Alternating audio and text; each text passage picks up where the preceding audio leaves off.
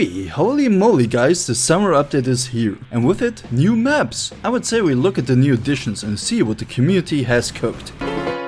Mr. Dispenser! Hello everyone, Summerhead wearing Dispenser here. The hot times arrived in Team Fortress 2, and with it, again, a lot of new maps. 10 in total. And as usual, I want to take a looky look at them and see if they hold up, are amazing, or do not really fit into the game. But before we start, I have a summer Discord. Yeah, summer, like super summer themed. Look at it. Link to join is down below. I swear it's summery in there. Anyway, I would say onto the video and onto the maps. I will start with the worst map in the update and then move up. The last map I talk about will be my favorite and my subjective number one. Please don't take this as gospel and please do not attack any of the map creators. They worked really hard and in one way or another deserve to be in the game. Now, unfortunately, the worst map of the update. I'm really sad to say this, but I kinda dislike Burghausen. It's such a pity because I really enjoy the medieval mode as a whole. Sometimes I play this mode for hours and hours and it feels like just a few minutes. These maps don't need to be complex to be fun. I mean, you just rush onto each other with swords, but Burghausen is a bit too simple. I like that it is a multi-stage map and the C stage is fine, but damn, A and B are just design-wise not really good. It's just a small box with like only one capture point. As red team, you can forget the first two stages because blue will eventually just cap. You just fight on the point. It's so small that between the spawns you cannot even set up an effective mid-map defense. The C stage makes this a bit better by curving the map and not just simply being a square. So this part is actually quite fun, but 2/3 of the map being boring, sadly, with that last place. On the bright side though, the environment is quite fitting, but yeah, nothing special there too. Never thought we would get a junction 2. But here we are. First, the positive. I love the theme of this map. Holy underwater base Batman, this rocks! Second, the visuals are quite pleasing to look at. And third, the steel gameplay could really deserve more maps. Okay, sadly that's all the positives I have.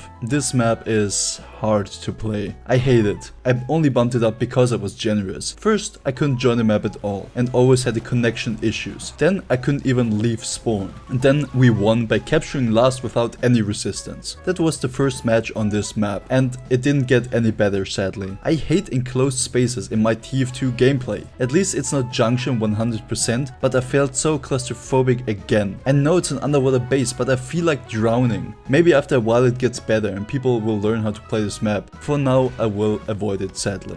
Overgrown could be better. The theming is nice and the visuals are quite unique to TF2 with its browny yellow colors in the mix with the green of the jungle. There are some nice ideas like the different spawn rooms or especially the Tom Jones tribute band and some of the posters. Others feel a bit unnecessary, like the first part of the blue spawn and the train that does nothing. And sadly, ultimately, gameplay wise it feels kinda strange still. Like the first point is too easy to cap and too hard to defend, and the second point is too easy to defend and impossible to cap. I know that that's the premise of attack defend, but it feels awkward. The map's rather small too, so I don't know if I would ever queue for this on purpose. I don't really want to be too harsh, but honestly it's a good middle of the road. At least, as I said, the visual art style of the map stays in your head, but against the other higher rated maps it just cannot hold up sadly. Cannival is the most mid map of this update. It's not good, it's not bad, just I guess solid in a way. It's something special, has not too many details, it feels very streamlined. The rocket start at the end of every match is the only really memorable part of this map. It plays like a 5 CP map, nothing more, nothing less, so I guess it does exactly what it wants to do. I wish I had a bit more to say about this map, but I keep forgetting it even is in the game. Bad maps at least stay with you. This one sadly lacks the special spark. Monster Bash, Atom Smash, is the newest addition to the player destruction game mode that by now really deserves its own place in the alternative game modes. But we're not here to talk about that. Atom Smash is design-wise the same map layout like Monster Bash, and I'm gonna say it now, I never really liked Monster Bash that much, and for some reason I join on it all the time during Scream Fortress. It's always small, cramped, the pathways go everywhere, and the bombs and spells make it even harder to play. Also there are so many sections that simply are empty empty all the time, because why would players go there when the fight always happens in the middle? The same goes for Atom Smash, minus the pumpkin bombs and spells. It plays a bit cleaner and gameplay wise a bit better than Halloween, but the theme could be better. Even if it's ultimately not too bad, the work environment with the corporate announcer is funny, I guess. I like the castle vibes with the monster part just a bit more. Atom Smash is not bad, the voice work is done really well. It's not ugly, very clean looking, but it could be just a bit better, you know.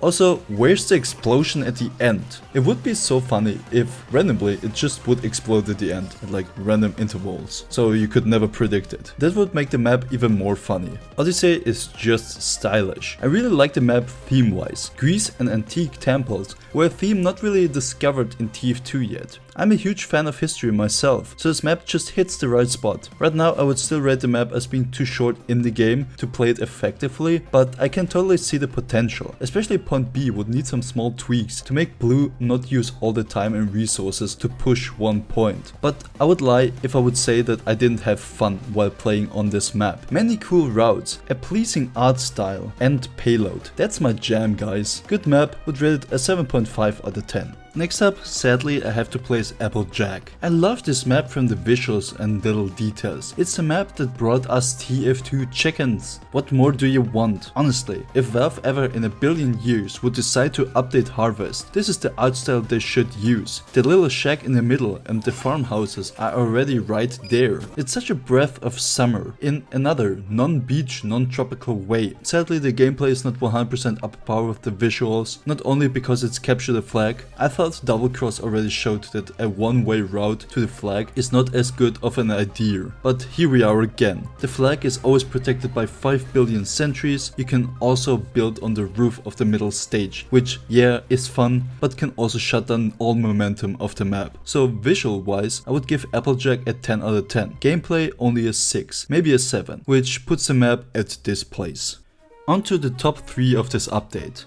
Cachoeira is a map I played before in Season Lander. It's insane how many times this now already happened, with Reckoner, Brous, Cascade, Shark Bay, and now Cachoeira. Oh, this name is so hard. And that's just the few times I played Season Lander. Maybe they can predict the future, or are just incredibly good at picking themed maps. Anyway, this map is fine, I would say. A good solid King of the Hill that has a good flow. I think the gameplay is definitely the strong part, while the visuals are just good. I especially like that you can swim under the point and have several ways to sneak around. Makes the map feel bigger than it actually is. But yeah, all in all, a good King of the Hill, which always functions and plays well.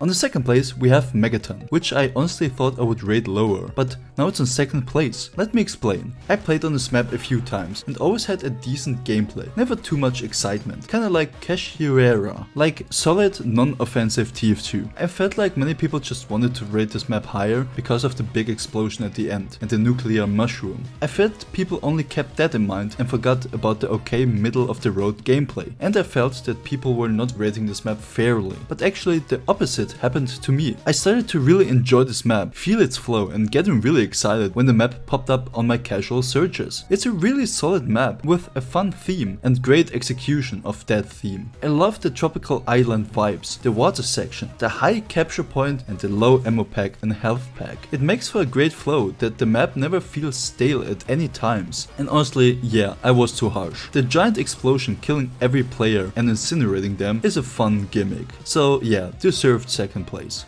And on first place, and that not even close, Embargo. But you already knew that. Holy shit, what a map. This community created map set a new standard for what a map can do. Great story, voice acting, moving objectives, music, props, little robot butlers that supply you with med packs. Holy shit, I was amazed by this map. The first time I joined, my jaw dropped more and more. And I was so excited to play. This map is insane. From the different payloads, voice work, theming, I don't know what to say other than wow. It plays so well, I love this map. They even added the butler as a cosmetic that can follow you. This map makes me so happy and also a bit sad that Valve simply not just gave the Tropic Crisis project this update and called it a day. I mean, they added already 3 maps of the project, but man, this feels robbed in a way. I highly recommend you guys checking out this project and play all the maps. This is pure passion. Again, I'm simply amazed. Well done, easy first place. And that's all the maps. On the one hand, I would have loved to see the Tropical Crisis project as an official community made update for TF2. On the other hand, a lot of these maps feel like a Jungle Inferno map expansion update. Many of these maps fit into the Jungle Inferno super well. And in summary, most maps of this update are really solid and most of them are really fun and creative. I love that I don't have to be negative for once and can just enjoy the new maps wholeheartedly. Anyway, how would you guys rate the maps? What map is your favorite? Let me know down in the comments. Thank you so much for watching the video. Don't forget to subscribe. And at last, I wish you a wonderful summertime. Mr. Spencer out. And once again, thanks to Zeke Notag for the level 3 membership.